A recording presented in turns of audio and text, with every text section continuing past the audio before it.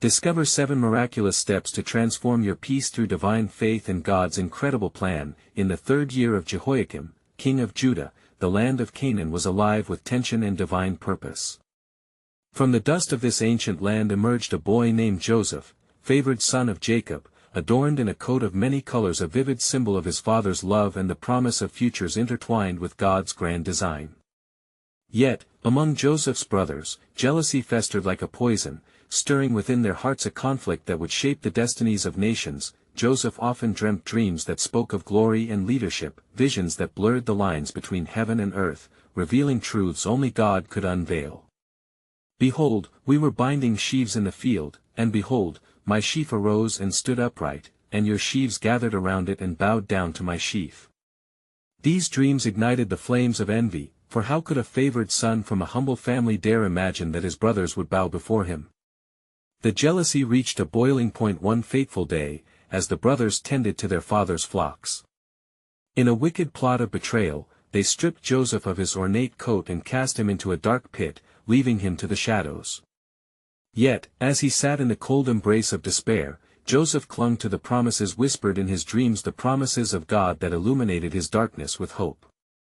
The brothers, driven by their hardened hearts, sold him to Midianite traders destined for Egypt, a land foreign yet ripe with divine potential. In Egypt, Joseph found himself in the house of Potiphar, where the Lord's favor reframed his misfortune into new beginnings. Yet, the echoes of betrayal still haunted him, and soon he faced the shadow of false accusation when Potiphar's wife, entrapped by his righteousness, claimed he sought to harm her. Stripped of his position and cast into prison, Joseph found himself again amidst darkness, yet his faith did not waver. Within the dungeon's confines, Joseph's heart resonated with God's goodness, even as despair loomed on every side. God's providence didn't abandon him. He found favor with the chief jailer, who entrusted him with the care of other inmates. It was here that Joseph encountered 2 of Pharaoh's servants, each carrying troubling dreams that hinted at their fates. With God's wisdom, Joseph revealed the meaning of their dreams, foretelling restoration for one and execution for the other. Before we continue with this incredible biblical account, I want to make sure you don't miss any of these powerful scripture stories. Click the bell icon and select all notifications. These biblical narratives have transformed countless lives throughout history. If God's word through this story is blessing you, please like and share with someone who needs to hear about God's faithfulness today. Tell me in the comments, which biblical story has most impacted your faith journey? I'm always amazed how God's word speaks to hearts across generations. Years slipped by in silence until Pharaoh himself was disturbed by dreams foretelling both abundance and famine. Joseph was summoned, emerging from prison not as a broken man but a vessel of divine purpose. With resolute faith, he proclaimed the origin of the dreams, advising on preparation for future calamities, a call to action steeped in trust in God's plan. As Joseph ascended to a place of power, the shadows of his past loomed closer. His brothers, driven by famine, would soon appear at his gates. Would reconciliation bloom from the ashes of betrayal, or would revenge consume him? The answers lay in the sacred tapestry of God's unfolding plan, a reminder that from the deepest depths, divine masterpieces can arise. The stage was set for destiny's collision, a moment draped in divine mystery, awaiting revelation. As the years went on, the land of Egypt flourished under Joseph's wise administration. The Pharaoh, hearing the counsel of the young Hebrew, filled the granaries with the bounty of the abundant years, ensuring that the people would survive the coming famine. The days of harvest turned into seasons of plenty, and the joy of harvest echoed throughout the land. Yet, as the sun rose and set over Egypt, a darkness began to spread across the region, for the famine that Joseph had prophesied took hold. It reached into the very heart of Canaan, where Jacob, the patriarch, sat weary and grief-stricken. With his sons at his side, he spoke to them, saying, "Why do you look at one another? Behold, I have heard that there is grain in Egypt. Go down and buy for us there, lest we die." In the weary hearts of Joseph's brothers lingered the weight of their betrayal, a truth they had buried deep beneath the surface. So the sons of Jacob journeyed to Egypt, their spirits heavy with uncertainty and guilt. As they approached the great city, their hearts trembled, for they did not know that before them stood the brother they had cast away. Joseph, now adorned in garments of authority, stood as the viceroy over Egypt. When they entered his presence, the memories of their treachery swirled in their minds, and they bowed before him, unknowingly fulfilling the very dream that had once incited their rage. Joseph recognized them at once, but he concealed his identity, choosing to speak harshly to them, testing their hearts. "You have come to see the nakedness of the land," he accused, shrouding his voice in authority. The brothers, shaking with fear, replied, "Nay, my lord, we are come to buy food. We are all one man's sons, we are true men, thy servants are no spies." With shrewd discernment, Joseph sought to uncover the truth dwelling in their souls. "You are spies," he declared, "to see the nakedness of the land, you have come." They protested, recounting their family's distress, declaring their innocence, their father's grief, and the bond of their brother, who was lost. Joseph's heart stirred, for he was torn between the flashes of anger and the well of compassion that awaited redemption. As the dialogue unfolded and the truth began to emerge in fragmented pieces, Joseph devised a plan. "You shall be tested. One of you shall remain here, while the rest shall go to bring your youngest brother, that I may see if you speak the truth." He had not yet revealed himself, yet God's hand was guiding the moments, weaving a tapestry of reunion and healing. After binding Simeon before their eyes, Joseph sent them to Canaan, a wound nesting deep within him as he pondered the paths of their past. In the silence that followed their departure, tears streamed down his cheeks. How could mercy sprout from such broken soil? How could the bitter roots of betrayal yield such promise? Yet Joseph did not lose hope. In God's grand design, he sensed the whispers of restoration and reconciliation. As the brothers returned with heavy hearts and the weight of their father's sorrow, God's plan unfolded subtly but surely. Unbeknownst to them, they were but players in a narrative far beyond their understanding. Could it be, Joseph mused, that although you intended it for harm, God meant it for good? The flicker of hope ignited in his heart, as unfolding events hinted at a greater redemption, a sovereign purpose waiting to be unveiled. The time would come when the bonds of the past might be loosed and the grace of God would prevail. The divine mystery loomed closer, drawing all towards a climactic encounter, as the stages of glory and forgiveness prepared for their inevitable convergence. And it came to pass that when the brothers returned unto their father Jacob in the land of Canaan, laden with the meager provisions they had gathered, the heaviness of their hearts was compounded by the grievous sight of their brother Simeon, bound and left behind in the hands of the Egyptian lord. Jacob, seeing the situation, lamented greatly, saying, "You have bereaved me of my children, Joseph is not, and Simeon is not, and ye will take Benjamin away, all these things are against me." Reproach and sorrow filled their voices as the brothers recounted their encounter. "The man did solemnly protest unto us, saying, Ye are spies. And he required of us to bring our youngest brother, Benjamin, before him. If we do not comply, we fear we shall not see the face of the Mighty One again." Yet their father, Jacob, was steadfast, he could not bear the thought of losing another son. "My son shall not go down with you, for his brother is dead, and he is left alone. If mischief befall him by the way in the which ye go, then shall ye bring down my grey hairs with sorrow to the grave." Days turned into weeks as the famine grew ever more fierce, and the provisions dwindled. Desperation mounted in Jacob's household, and hunger gnawed at their stomachs. Finally, he relented, saying, "Go again, buy us a little food. If we must starve, let us at least do so with the hope of rescue." Bound by need, Jacob agreed to release Benjamin into their care. They gathered the corn they had left, and with gifts suitable for the Egyptian ruler balm, honey, and nuts they set out once again, their hearts heavy with uncertainty and trepidation.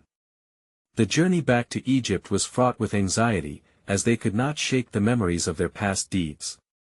Yet hope flickered in their hearts, for they sought not only sustenance for their bodies but a path toward reconciliation. Upon their arrival, Joseph saw that Benjamin was with them, and his spirit leapt within him.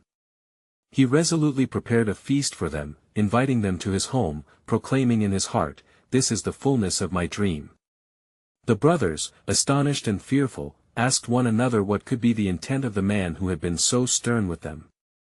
Yet they were unaware that every little detail was orchestrated by the divine hand of God. As they sat before him, their hearts quaked with dread. Joseph surveyed their faces, each revealing the toll of famine and guilt, and he struck their hearts with the weight of recognition. "What have you done to your father?" he questioned as his eyes roamed over Benjamin, the very image of the brother they had betrayed. "Does he yet live?" A wave of emotion washed over Joseph, and he hurried from their presence to weep. His heart was stirred with compassion and longing, a mix of love and sorrow for the family that had cost him so dearly. In his absence and tears, the brothers conversed, recounting their past, their father's pain, and the fear that had once torn them apart, yet amidst this grief and trial, God's purpose was set into motion. Would the brothers recognize their transgressions and seek forgiveness? Would they embrace the chance for redemption that lay before them? Joseph returned, wiping away his tears, and spoke softly, "I am Joseph your brother, whom ye sold into slavery. But God has turned our evil into good for the preservation of many lives. Come close." In this moment of revelation, the dawn of forgiveness illuminated the darkness of their past, a triumph of mercy over betrayal, but beyond this moment of reconnection, there remained a greater revelation woven into the very fabric of their lives. "What you have done, God has used to bring us to this very hour. But know this, the journey of healing is not yet complete.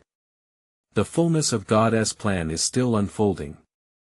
For the mystery of God remained. What further wonders awaited this family fractured by sin, now poised on the edge of a divine promise? Indeed, the path to restoration held deeper truths than they could comprehend. And Joseph urged his brothers to draw near, and they approached, trembling with fear and uncertainty. With a tender heart, he spoke unto them, "Fear not, for I bear you no ill will. It was not you that sent me hither, but God. He has made me a father to Pharaoh, and lord of all his house, and a ruler throughout all the land of Egypt." The brothers stood in awe, their hearts seeking the weight of his words while wrestling with their past in the presence of their brother whom they had wronged. "See now," Joseph continued, "the famine is yet upon us for 2 years, and it shall continue 5 years more. God sent me before you to preserve a posterity in the earth, and to save your lives by a great deliverance." His words hung in the air like a promise, piercing through the darkness of their despair. Then Judah stepped forward and spoke, his voice faltering yet resolute. "O my lord, let thy servant, I pray thee, speak a word in my lord's ears. Let not thine anger be kindled against thy servant, for thou art even as Pharaoh." His heart full of grief, he recounted the perilous journey, the sorrow of their father Jacob, and the sacrifice they had made in bringing Benjamin back. With each word, he unfolded their brokenness, longing for mercy to envelop them. Moved deeply by Judah's plea, Joseph felt the walls around his heart begin to crumble. "I cannot bear it any longer," he declared as tears streamed down his cheeks. "I am your brother Joseph. Bring my father to Egypt, for I will provide for you. You shall dwell in the land of Goshen, and there you shall be nourished." With words laden with love and longing, he called for the protective cloak of reconciliation to enfold his family. The news swept through the household as if a storm had passed to reveal the dawn. The brothers returned to Canaan with a newfound sense of hope, carrying with them the heavy burden of forgiveness. They hastened back, uttering words of joy mixed with disbelief, calling out, "Father, Joseph yet lives. He is ruler over all the land of Egypt." The heart of Jacob stirred within him, and his spirit revived as he listened with both disbelief and awe to their tale, when they revealed unto him the gifts bestowed by Joseph, the wagons of Egypt, laden with provisions. Jacob's heart finally knew rest amidst the tempest. "It is enough, Joseph, my son, is yet alive. I will go down and see him before I die." Thus, the stage was set for their journey to Egypt, each step thick with divine purpose, as their family was drawn toward a land of plenty, away from the famine that had gripped their spirit. And lo, through the trials of betrayal and sorrow, God's mighty hand was orchestrating redemption. As they traveled to Egypt, a new understanding began to dawn upon the brothers, for they could see the paths of their lives intertwining with the providence of the Almighty. Yet, hidden in the shadows of their journey was a larger plan, a promise of not just survival but an unfolding of destiny. What transformation awaits them among the riches of Egypt? Indeed, the covenant promises of God were taking shape before their very eyes, beckoning them into a future which would be far greater than they could ever fathom. As the sun began to set upon the horizon, painting the skies with hues of amber and gold, Jacob and his sons set forth on their journey toward Egypt. The air was thick with emotions, dread, hope, and the haunting memories of their past deeds lingered in their hearts. With every step they took, the words of Joseph echoed in their minds, igniting flickers of hope amidst the shadows of guilt. Jacob led the way, his spirit emboldened by the thought of seeing his beloved son again, yet weighed down by the memories of sorrow and the son he had lost. Could it truly be that Joseph, the child of his old age, still lived? "Let us hasten," Jacob urged, "for my soul longs to see him." His sons moved in unison, keeping their father's pace, their hearts beating as one, as they envisioned the reunion that lay ahead. When they crossed the border into Egypt, they could scarcely grasp the enormity of the land that stretched before them. It was a land wrought with promise, abundant in resources, ruled by the one they once cast into despair. The sight of large fields ripe with grain and bustling markets alive with sounds of joy was overwhelming, antithetical to the famine they had known. Upon reaching the gates of Pharaoh's court, they were met with a grandeur beyond imagination. The brothers, still cloaked in their guilt, looked at one another. "What do we tell him?" they whispered among themselves, fear creeping back into their hearts. Yet amid their fear, the air was suddenly charged with expectation as Joseph himself appeared before them, clothed in fine linen and adorned with gold. He was no longer the boy they had tormented, but a man radiant with authority. Their hearts raced as they were brought into his presence, and they bowed low, trembling, but Joseph, with a voice filled with compassion and strength, reassured them once again, "Stand and look upon my face. I am Joseph, your brother." His arms were outstretched, inviting them into a warm embrace, one that spoke of forgiveness and restoration. Jacob, who had not yet reached the court, stood at a distance, overcome with emotion as he beheld the majestic figure of Joseph. Could this truly be his son, as the tales of his brothers had proclaimed? Soon, word reached him, and the anguish of longing collided with the overwhelming joy of reunion. With trembling hands, Jacob entered the court, and as his eyes laid upon Joseph, his heart leaped within him. "You are alive!" he cried, throwing himself upon Joseph, weeping tears of joy. "I am ready to die, for I have seen your face." As the embrace deepened and the tears flowed freely, the brothers stood witnessing the scene, a poignant reminder of grace and the restoration that only God could orchestrate. Joseph spoke of the greatness of their God, proclaiming the divine purposes that had led him to this very moment. "Pray tell, bring back all our kin to the land of Goshen, for indeed the hand of God has granted us a place in this land." And as they gathered together, a profound awe enveloped them, each moment woven into the fabric of divine providence shone brightly. Reflection swept through the group, as they began to realize the weight of God's plan unfolding, a plan that was not just for their preservation but a promise to fulfill the covenant made to Abraham, Isaac, and Jacob. And the tapestry of forgiveness and grace, a deeper truth began to reveal itself, a reminder that God's purposes often weave through the fabric of trials, turning betrayal into blessing and hardship into hope. Yet, in the background, unspoken and unseen, throbbed the pulse of a greater mystery yet to unfold. What further changes await this family in the heart of Egypt? What destinies are being sown as they stand at the threshold of a new beginning? The question lingered in the air, heavy with expectancy for the glorious plans the Almighty held for them. As the reunited family wept and laughed, the court of Pharaoh was filled with joyous shouts and heartfelt embraces. Jacob looked upon Joseph, and the lines of weariness on his face began to soften with the warm thrill of life and hope. "Come," Joseph urged, "tell my father of all the glory that the Lord has granted me in this land." And so, the brothers began recounting the tale of their descent into Egypt to seek grain, the trials they faced, and how God's hand had been so evident in all their circumstances. "We came needy and hungry," Judah spoke with earnestness, "but we have found favor in the eyes of the second in command. By divine arrangement, we are here as forgiven sons, welcomed into the arms of a brother we thought lost." As Joseph listened, the truth of their transformation filled his heart with joy. "Now," he declared, "send word to our father and say unto him, Your son Joseph, God has made me Lord of all Egypt. Come unto me, do not tarry. You shall dwell in the land of Goshen and be near to me, you and your children." With these words, Joseph commanded his servants to prepare wagons laden with the bounty of Egypt, grain, bread, and gifts fit for their journey home. The brothers, still reeling from the overwhelming grace before them, hastened to obey, their spirits lifted by the assurance of their father's place and future in this land, and as they departed hurriedly, laden with provisions and hope, Jacob received the news of Joseph's vitality like balm to his weary heart. "Joseph is alive. He is ruler," they proclaimed. But when he heard of the lavish gifts and all that Joseph had shared, his heart fainted with joy. "Enough, my sons. I will go to see him before I die." With the hope of reunion igniting his old bones, Jacob prepared himself for the journey down to Egypt.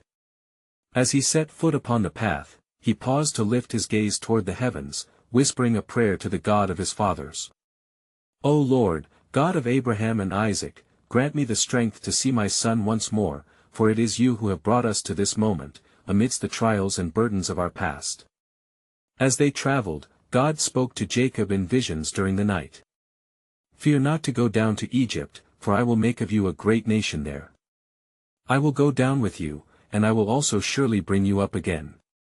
Genesis 46 verses 3-4, the voice of the Almighty reverberated through Jacob's spirit, grounding him in faith as he envisioned the multi-generational blessing that awaited him. When they reached the land of Goshen, Joseph seized his chariot and rode to meet his father.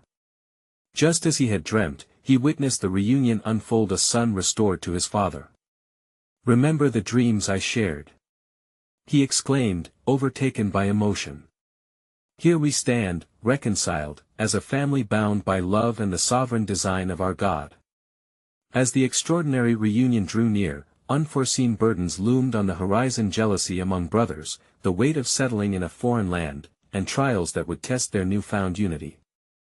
For in every blessing lies a challenge, and in every journey, God's providence unveils shadows of a greater purpose yet to be revealed. Unbeknownst to them, a divine plan was unfolding, a mystery cloaked in the ordinary events of their lives, promising to weave the fabric of their destinies into a tapestry illustrating God's redemptive story. What part would they play in the history of nations, and how would this journey shape them in the light of God's glory? The question lingered, wrapped in divine anticipation as they ventured forward into the promise of the ultimate fulfillment of his covenant. And it came to pass, as they settled in the land of Goshen, that Jacob approached Joseph and said, "If I have found favor in thy sight, I pray thee, place thy hand upon my thigh and swear unto me that thou wilt deal kindly and truly with me." And Joseph swore unto him, promising to honor his father's wishes with unwavering faithfulness. With the warmth of their reunion still lighting the dusk, Joseph brought his father into Pharaoh's palace to present him to the king. "My father, Jacob, the servant of the Lord," he declared as they approached the throne. Pharaoh looked upon Jacob and asked, "How old art thou?" Jacob replied, "The days of the years of my pilgrimage are 130 years, few and evil have the days of the years of my life been." Pharaoh's heart was moved, for he saw not merely an old man but the patriarch from whom great nations would arise. "The land of Egypt is before thee," Pharaoh said, "in the best of the land make thy father and brethren to dwell, in the land of Goshen let them dwell." But in the depths of the hearts of Jacob's sons, shadows began to stir, for they feared the burden of their past might yet overshadow their present joy. They whispered among themselves, "What if our father's presence stirs the king's heart against us? What if he remembers our treachery?" Joseph, discerning the weight upon their hearts, sought to reassure them. "Fear not, for I have found favor before the throne of Pharaoh. The Lord has made a way for us." And so, he accompanied them back to their dwelling, assuring them of the Lord's divine favor that had led them to this moment of togetherness and peace. Days turned into weeks, and as time passed, the family flourished in their new home. Joseph provided for them with all the bounty of Egypt, watching over them with tenderness and care. Yet, one evening, while the sun dipped below the horizon, Jacob gathered his sons to speak of their future. "Hear me, my sons. I have received a word from the Lord during the night. There will come a time when this land we now call home shall not remain ours." His sons looked at him, confused. "What sayest thou, father?" they inquired. "Know this," Jacob continued, God has promised that our descendants shall be mighty, but they shall also face trials in a distant land, a land not their own. One day, the Lord will remember his covenant with us. He shall visit us and lead our descendants out from bondage into the land promised to our forefathers. An uneasy murmur spread amongst them, fear mixing with hope. When will this be, Father? Judah asked quietly, his brow furrowed. Jacob raised a hand to silence them. The timing is not for us to know, but we must remain faithful and hold fast to his promises, just as our forebears did. You will see that even in the valley of shadows the Lord is our shepherd. And so the seed of faith was planted anew, nourishing their spirits amid prosperity and promise. But as night fell, whispers of discontent began to stir not just in the hearts of Jacob's sons, but also within the very court of Pharaoh. For the land that had welcomed them was also governed by a king who stood in the shadows of intrigue. The days of abundance would soon confront unforeseen trials, and the unity of the family would be tested in ways they could not yet grasp. For the Lord was orchestrating a plan that would echo across generations, a plan unfolding through the obedience of a faithful, though imperfect, family. As they laid their heads to rest, a subtle question hung in the air: what unforeseen trials lay before them, and how would their faith withstand the storm that was destined to come? For in the tapestry of their lives intertwined the threads of divine providence and human endeavor, just as it always had been, and always would be, throughout the ages. And it came to pass that the days of Jacob and his sons in the land of Goshen were filled with abundance, as Joseph provided for all their needs. Yet, amid this prosperity, the spirit of disquiet seeped into the hearts of the Egyptians. For the memories of famine lingered fresh in their minds, and the presence of foreign families in their midst stirred unease in their souls. As the years rolled on, a new Pharaoh arose over Egypt who did not remember Joseph. His heart was hardened against the Israelites, and he looked upon their numbers with fear. What if they grow too strong? He pondered, what if they unite with our enemies in the day of battle? Thus, he instituted a decree against them, squeezing the people with burdens and labor in an effort to quell their growth. He placed taskmasters over them to afflict them with heavy burdens. The Israelites labored in bitterness and toil, living as an oppressed people under the weight of the king's command. Yet, in their agony, their cries ascended unto God. The righteous anger of the Lord stirred for his chosen ones, and he remembered his covenant with Abraham, Isaac, and Jacob. One night, as Jacob sat in the stillness of his tent, he was visited by an angel of the Lord. The celestial being spoke with authority: Jacob, arise and listen. The cries of your descendants have reached the throne of heaven. The Lord has heard, and he shall avenge. With trembling heart, Jacob rose to his feet. Lord, what dost thou command? Tell your sons to remain steadfast in faith. Though trials await, I shall send a deliverer who will lead them from bondage and bring them into the land flowing with milk and honey. Tell them of my promise, for the time of their deliverance draws near.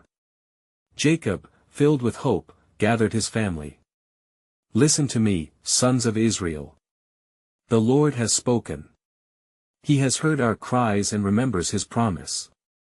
A deliverance is at hand, but we must remain faithful, even amidst great trial. But the burden of labor weighed heavily upon them. The sons of Jacob, though stirred by their father's words, felt the choking fear of oppression. What will become of us? Reuben asked, his eyes darkened by worry. The king's heart is hardened. Yet Jacob responded with fervor, when darkness envelopes, let faith be your light.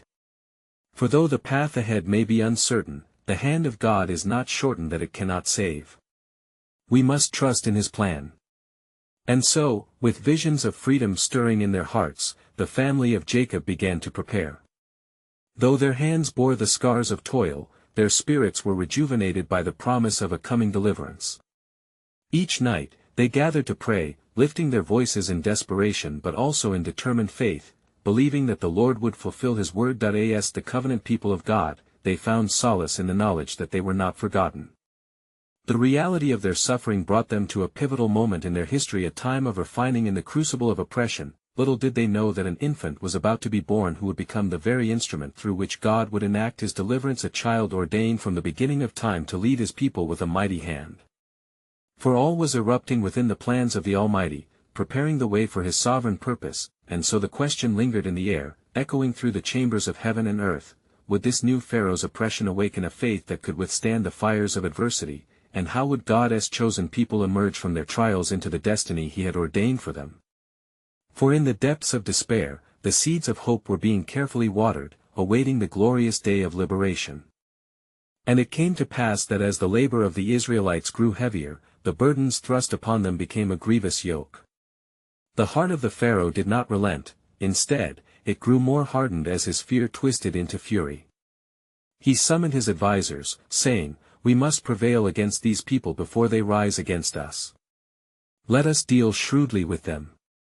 Thus, new edicts were proclaimed across the land, commanding the midwives of the Hebrews to cast every son born into the river, seeking to extinguish the seed of Israel, but the midwives feared God, and did not obey the king's decree. They allowed the male children to live, refusing to sacrifice the promise of future generations. When Pharaoh summoned them, he said with fury, "Why have ye done this thing? Why have ye saved the male children alive?" The midwives wisely replied, "Because the Hebrew women are not like the Egyptian women, they are vigorous and give birth before the midwives can come to them." Thus, the Lord dealt well with the midwives, and the people multiplied and grew very mighty, for the fear of God was upon them.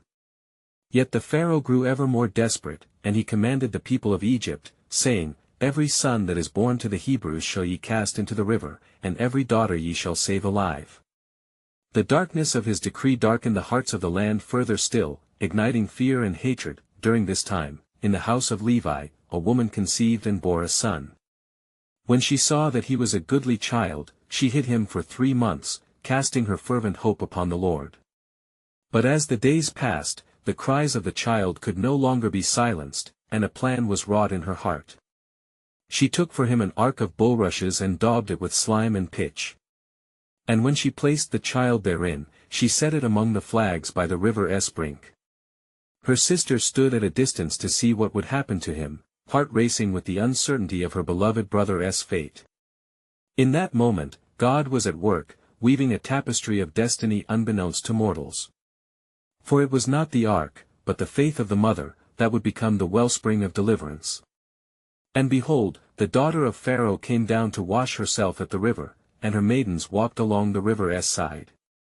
She saw the ark among the flags and sent her maid to fetch it.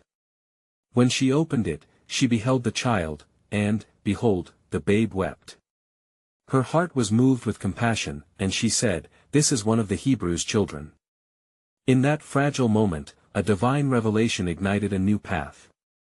The sister of the child approached Pharaoh's daughter and asked, "Shall I go and call a nurse of the Hebrew women, that she may nurse the child for thee?" And Pharaoh's daughter assented, thus orchestrating a divine rescue. The mother was called forth to tend to her own son, nursing him in the house of Pharaoh, even under the shadow of oppression. As the years unfolded, the child, named Moses, grew in wisdom and stature, bearing within him the seeds of a calling destined to challenge the very throne of Egypt. Yet amidst this burgeoning hope and divine orchestration, the heart of God yearned for his people, whose cries still ascended, echoing through the heavens. Would they trust in the unfolding of God's sovereign plan, even when the storms of despair threatened to sweep them away? For in this child's silent beginnings lay the promise of an undeniable confrontation between heaven's might and Pharaoh's obstinance, setting the stage for a showdown that would echo through the ages, revealing God's relentless pursuit of his covenant people, a deliverance that would shatter oppression and restore hope. As the darkness loomed, the answer to a question hung in the air: how would the cries of the oppressed lead them to the lips of the deliverer? And in seeking their freedom, how would they come to know the deeper richness of God's grace? The tapestry of their lives was being woven, a divine masterpiece awaiting revelation. And it came to pass, in the fullness of time, that the threads of despair were drawn tight as the cries of the Israelites reached heaven, pleading for the hand of the Almighty to break their chains. The pangs of oppression weighed heavily upon them, and their hearts grew weary of the Pharaoh's unyielding tyranny. Yet amid their anguish, a resolute hope flickered in the unseen, for God had raised a deliverer in the quiet crevices of Pharaoh's palace, a child named Moses, nurtured by divine providence, that in the midst of their suffering, the Lord spoke to Moses from a burning bush, igniting within him the fire of divine purpose. I have seen the affliction of my people, God declared with fervor, and I have come down to deliver them from the hand of the Egyptians. With trepidation, Moses answered the call, sent forth as a shepherd of an oppressed people, chosen to lead them from the depths of despair into the breadth of freedom. Now Moses stood before Pharaoh, the mightiest man in the land, with the words of the Lord ringing in his heart. "Let my people go," he demanded, his voice steady against the backdrop of royal splendor. Yet Pharaoh's heart was hardened, echoing stubborn defiance, "Who is the Lord, that I should obey his voice? I know not the Lord, neither will I let Israel go." Thus began a cascade of miracles, plagues cloaked in judgment illuminating God's absolute power over the false gods of Egypt. With each act the waters turned to blood, the swarms of frogs, the gnats, and the flies. Pharaoh's resolve was tested, but the stubbornness of his heart remained unyielding. Yet in the shadows of each calamity, the Israelites witnessed divine intervention, for their faith was fortified as they remembered their covenant God who had spoken of deliverance. As the night of the final plague approached, the death of the firstborn, God established a perfect plan of salvation. He commanded Moses, "Speak unto all the congregation of Israel, saying, In the 10th day of this month they shall take to them every man a lamb, and the blood shall be to you for a token upon the houses where you are, and when I see the blood, I will pass over you." Thus the Passover was instituted, a vivid foreshadowing of redemption, a promise sustaining the hearts of the faithful, and lo, as the midnight hour struck, the cry of the Egyptians pierced the silence, mourning their fallen. Yet within the walls of the Israelites' homes, there was joy tempered by sorrow, a deliverance wrought through obedience and faith. As dawn broke upon the shores of Egypt, Pharaoh summoned Moses with fear in his heart, urging him and the Israelites to leave in haste. "Rise up, and get you forth from among my people, both ye and the children of Israel, and go, serve the Lord, as ye have said." The shackles of bondage fell as God's chosen people moved toward their long-awaited freedom, leaving behind the desolate land of their oppression. In their exodus, the path before them was fraught with uncertainty. Before them lay the Red Sea, a vast expanse of intimidating water, and behind them, the echo of chariots thundered as the Egyptians pursued. Yet, as fear gripped the hearts of the Israelites, God spoke through Moses, "Fear ye not, stand still, and see the salvation of the Lord, which he will show to you today." With faith ignited, Moses raised his rod, and the waters parted, offering a path of deliverance upon dry ground. As the Israelites passed through the depths of the sea, the glory of God overshadowed them, cloud by day and fire by night, guiding their steps toward the promised land. In those moments of miraculous provision, they sang songs of joy, their spirits lifted from sorrow. "The Lord is my strength and my song, and he has become my salvation." As they reached the other side, and the pursuing army of Pharaoh was engulfed by the returning waves, a mighty victory was won. Miriam, the sister of Moses, took her tambourine and led the women in dance, declaring the praises of their God who had triumphed gloriously. "Sing ye to the Lord, for he hath triumphed gloriously." Thus was birthed a new beginning, as the people journeyed toward their inheritance, a land flowing with milk and honey. Amidst their travels, they faced trials, hunger and thirst, doubts and fears, but God's faithfulness never faltered. He provided quail and manna from heaven, a divine sustenance that would remind them of his enduring care. In the wilderness, amid the preparation for their promised inheritance, Moses ascended to the mountain where God descended in glory, giving the commandments that would govern his people. The law was a gift to guide their hearts and lives, establishing a covenant that reflected their identity as his chosen, and even as they wandered, the promise of God remained steadfast. "You shall be to me a kingdom of priests, and a holy nation." Each day, they bore witness to the unfolding of God's divine narrative through their struggles and triumphs, learning that true freedom resided not simply in the release from bondage, but in a life devoted to the one who rescued them. As the journey continued, generations would rise, and pharaohs would fall, yet the covenant God made would endure, the promise of a Redeemer signaled through their lineage, which would shine brightly in the gathering twilight. For he who began a good work in them would surely bring it to completion. With hearts full of awe and gratitude, the generations of Israel would retell the stories of God's steadfast love, his power to save, his mercy to forgive, and his promise to restore.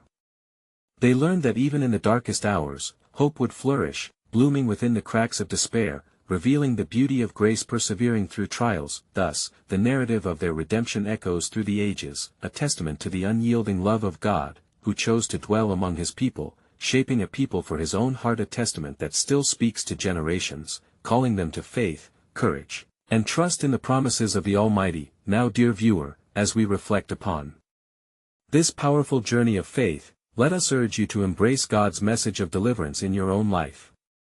If you felt stirred by this tale, you need to subscribe now to stay connected to God's Word and not miss the next powerful biblical stories that speak to your heart. Leave a like now to help spread God's Word through the algorithm, and let the truth echo in the lives of many who are yearning for hope. Comment below your spiritual reflections and share how this biblical story impacted your faith. Your testimony could ignite someone else's. And don't wait even one more second to share this powerful testimony with at least 5 friends who need to hear God's truth. This is the moment to help spread biblical truth and offer the light of Christ to those who seek it. Together, we can be vessels of His love and grace.